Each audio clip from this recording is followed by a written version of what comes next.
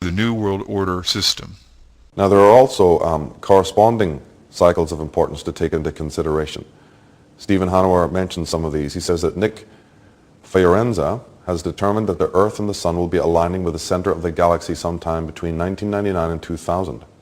The equatorial plane of the Earth, known as the ecliptic, aligns with the ecliptic of the Sun at the same time that they both align with the ecliptic of the galactic core.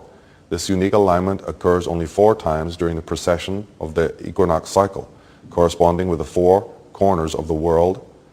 The last configuration similar to this upcoming alignment corresponds to around 9500 BC. He believes that there will be another major Earth changes as the time of the sinking of Atlantis and the Great Flood, but with one addition, that being a possible dimension shift. This is some of the worst science yet. Now keep in mind, this time he's talking about the solar system's up and down movement as it circles the galaxy, which takes about 250 million years. Now he says that during this orbit, the solar system will align with galactic plane in 2000. This is already wrong according to the Journal of Nature, which states that we crossed this plane 3 million years ago, and aren't due to return for another 30 million years.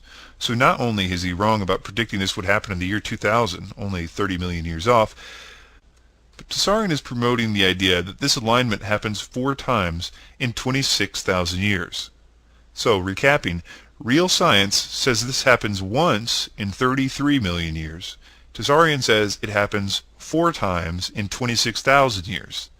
This isn't the first time tSORRY-ON contradicts himself about what specifically is going to make us illuminated.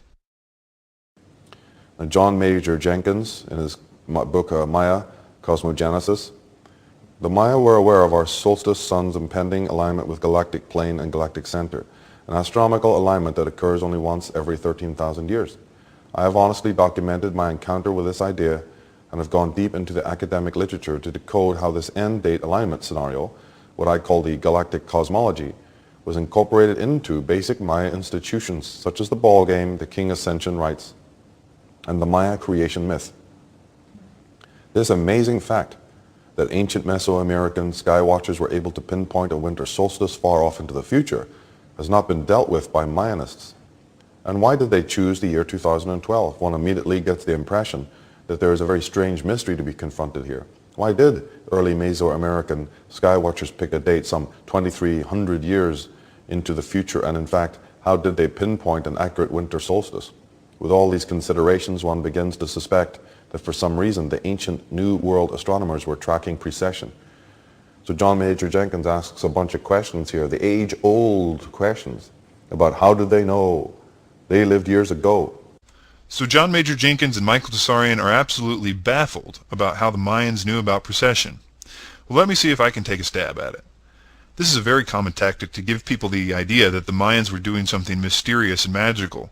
But the Greeks had already discovered the wobble of the Earth well before the Mayan calendar was even invented. It was a matter of mathematics and astronomical observations. The Mayans were around for hundreds of years, and they obviously kept records, so it's entirely possible for, say, a Mayan astronomer to plot the position of some stars at midnight at the equinox, and his grandson to plot the same stars 72 years later, and realize that the stars had all shifted 1 degree in that time. Multiply by 360 and you get the precession cycle of 26,000 years. Almost certainly this is how they did it, because that's all it takes. You could set a clock by it, and they did. And so did the Greeks. Now Stephen Hanauer goes on to say the Maya calendar is the only calendar known to be based on galactic cycles. The Mayans claimed they created this calendar in order to monitor the light coming from the center of the galaxy and how it affected our DNA. Why does he keep quoting from this guy? As we have shown, the Mayan calendar is not based at all on galactic cycles. It's based on the changing view of the stars from the Earth's perspective called precession. To say that it is based on galactic cycles is just wrong. But to say that the calendar was to monitor light coming from the center of the galaxy and how it affected our DNA is possibly the biggest whopper yet. tSORRY-ON or anyone else wouldn't dare to show you how the Mayan calendar monitored DNA. He only quotes from this individual because it agrees with his unbelievably flimsy idea that a photon belt is going to somehow, some way, enlighten us. Never mind that photons don't gather in belts, or that we're moving away from where it's supposed to be. Earth's background base frequency, or heartbeat, called the Schumann resonance, or SR, is rising dramatically. Though it varies among geographical regions, for decades the overall measurement was 7.8 cycles per second. This was once thought to be a constant. Recent reports set the rate at over 11 cycles and climbing. Science doesn't know why or what to make of it. Well, Wilhelm Reich would be asserting that it's these changes in consciousness. The Schumann resonance. He says that it was once thought to be static, and that it is now growing more intense, and that no one knows what to make of it. This is very wrong. The Schumann resonance was mathematically predicted before it was even observed, and it was never thought to be static because even from the earliest days they understood that it was changed dramatically by lightning and by other factors.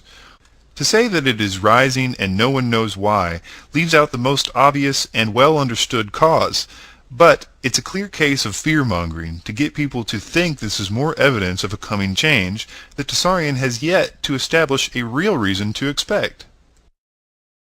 Now, the collapse of the Earth's magnetic field, which both guards the planet and guides many of its creatures, appears to have started in earnest about 150 years ago, the New York Times is planning to report. Science reporter Bill Broad has filed a report which explores how the field strength has waned 10% to 15% so far, and this deterioration has accelerated of late, increasing debate over whether it portends a reversal of the lines of magnetic force that normally envelop the Earth. This has always been a strange thing to say to me. And keep in mind I used to say it when I was a 2012er. I used to tell people that there was a magnetic pole reversal coming in 2012. I wasn't sure if it was going to be because of galactic alignment or solar flares, but I knew it was going to be in 2012. Well, do a little math with me, and if it began 150 years ago, and we are presently only 10 to 15% through, why would you expect it to change significantly in the next 3 years, to the point of equating this event with the year 2012 at all?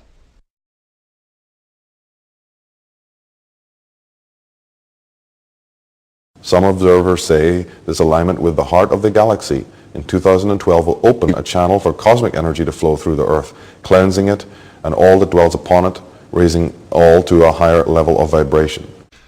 Did you catch how some observers claim that it's going to open a portal? It seems like they should give a reason why. But it's much more effective if you can blind someone with what looks and sounds like science while telling them that a channel to cosmic energy is going to happen in 2012. Giving them only a few vague notions on how this is supposed to happen. The New World Order has convinced us that their plan is just about the nuts and bolts of the police state system, cameras and ID chips. But the real agenda requires those who are close to understanding first to be prepared to accept the new false utopia. But it is the false utopia that they refer to when they say New World Order, not the build-up to it. And it will come on the heels of 2012 if they can get the idea to as many people as possible. It's really the only way to get the so-called truth seekers to be on board with the world government. Then people will willingly give up their weapons and their borders and their constitutions if they can be convinced that they're only part of an intergalactic race of people that are no longer subject to any god.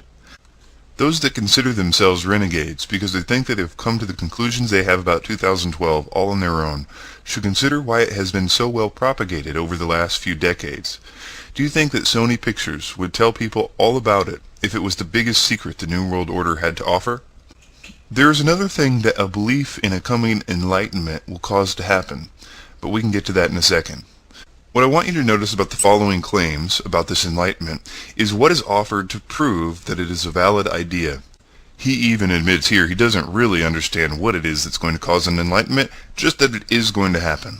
Whether we're entering a belt of radiation or whether some other activity or movement or dynamic affects the electrons within our planet, within our atmosphere, within the atomic frequency, then there's photonic energy released. I mean, there's a speculation on exactly how these photonic particles will start to act and operate. Now I want to move into something that I think is the most important part of the 2012 deception, and that is to get the world ready to purge themselves of the dirt. That the end date of 2012 signals major changes positively for consciousness. But again, as I repeat, before you can have the light, or when you have bright light, the first thing you notice is the dirt. So who or what is the dirt? I'll give you a few guesses. Now, competent astrologers know that the negative traits associated with the sign of Pisces this is the age that we've been in for over 2,000 years,